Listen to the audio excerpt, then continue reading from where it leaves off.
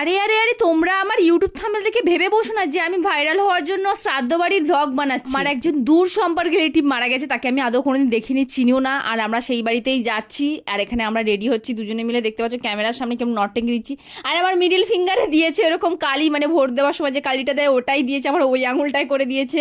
সব পরিবার সমেত রেডি হয়ে বেরিয়ে পড়লাম। 7 সমুদ্র 13 নদী পার করে আমাদের খেতে যেতে হবে শ্রাদ্ধ বাড়িতে। আর তোমরা যারা বলো না কলকাতা কলকাতা কলকাতা, আমাদের গ্রামের সৌন্দর্যটা শুধু একবার দেখে নাও। তোমরা একবার আসলে না প্রেমে পড়ে যাবে, আর যেতে ইচ্ছা করবে না। চারিদিকে শুধু ওয়াও ওয়াও। ফাইনালি আমরা এখানে চলে এসেছি। আর যেতে না যেতে সবাই আমার সাথে কথা বলছিল, আমি অর্ধেক কাউকে চিনিই না, শুধু বলে গেছি হ্যাঁ হুঁ, মাথা নেড়ে গেছি। আর এখানে আমরা খেতে বসে গেছি ফার্স্ট ব্যাচেই।